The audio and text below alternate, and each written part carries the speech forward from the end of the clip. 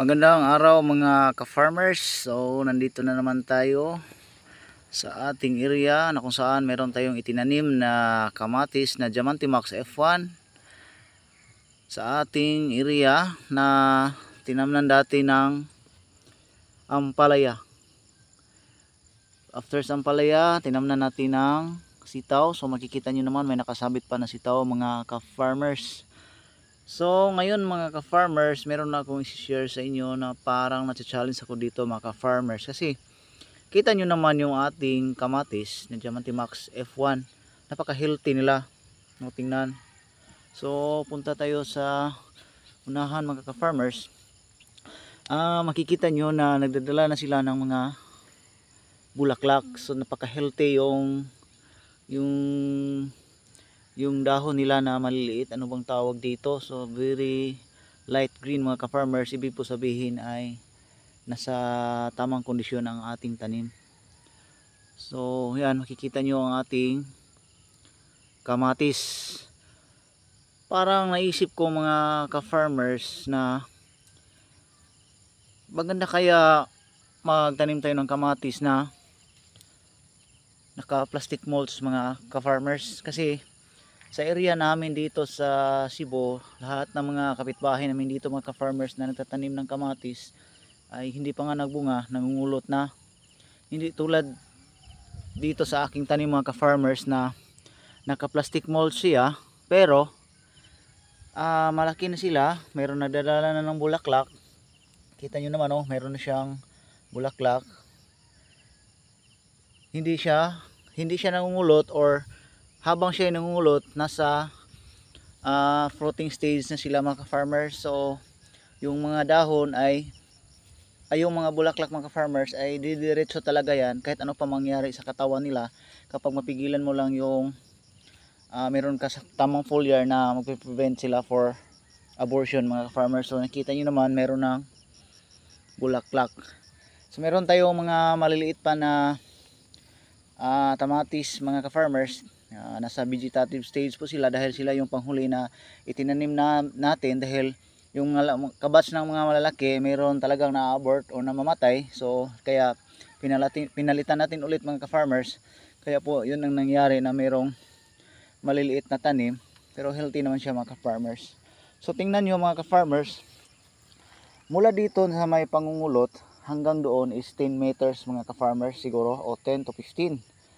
Pero tingnan nyo mga ka-farmers, yung average ng ating pangungulot is isa lang. So ibig sabihin mayroong area na 1% pa yung pangungulot per 10 meters mga ka-farmers. Pero sa out of 10 meters meron siyang mga siguro mga 25 hills mga ka-farmers, dahil nasa 50 centimeters lang po tayo pagitan ng ating kamatis mga ka-farmers.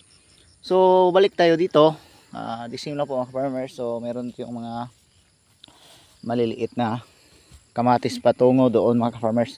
So punta tayo sa kabilang plot mga ka-farmers. Dito tayo. So once again mga ka-farmers, uniform talaga yung growth ng ating kamatis. Iwan ko kung bakit sila nagkaganito, dahil hindi ko in-expect na ganito talaga mangyari sa aking kamatis mga ka-farmers. Dahil maganda sila, hindi sila pareha sa mga ibang nagkakamatis dito sa aming area mga ka-farmers na talagang ganito palang kalaki mga ka-farmers. So, kita nyo naman, sample ito. So out of dito mga area mga ka-farmers is out of 20 meters siguro, siya lang mag-isa yung nangungulot.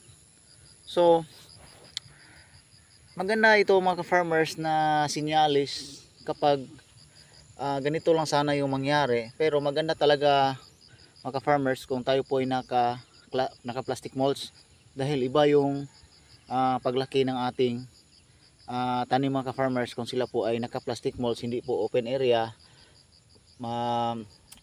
Biglang uminit, biglang umulan, so kontrolado yung temperature ng lupa kasi nakabalot ng plastic yung lupa mga ka-farmers. So punta tayo dito sa kabila. So makikita nyo mga ka-farmers na dalawa yung ating yung ating tanim na kamatis. So ibig sabihin po nagdoble. Kasi ang nangyari ito mga farmers, habang i-transfer natin to through direct planting mga farmers, ay dalawa sila, hindi natin pwede hiwalayin, kaya itinanim na lang natin sila na sabay. So kita niyo naman pareho silang lumaki na healthy, hindi wala pong pangulot. So forward tayo dito mga farmers, the same lang po talaga yung mukha ng ating kamatis mga ka-farmers. So siguro mga ka-farmers, advice ko sa lahat na gustong magkamatis ay mas maganda tayo siguro kung tayo po'y nakapag plastic molds.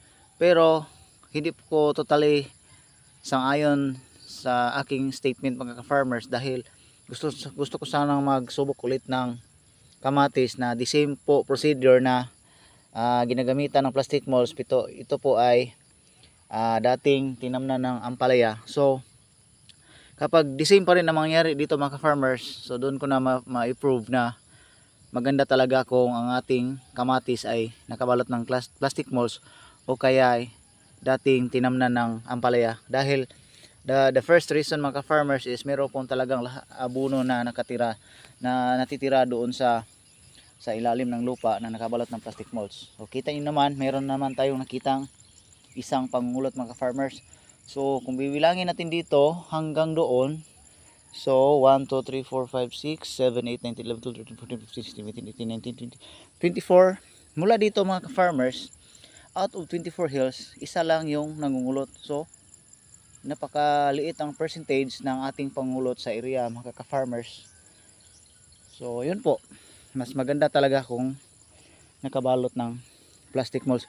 So hanggang doon mga ka-farmers, meron tayong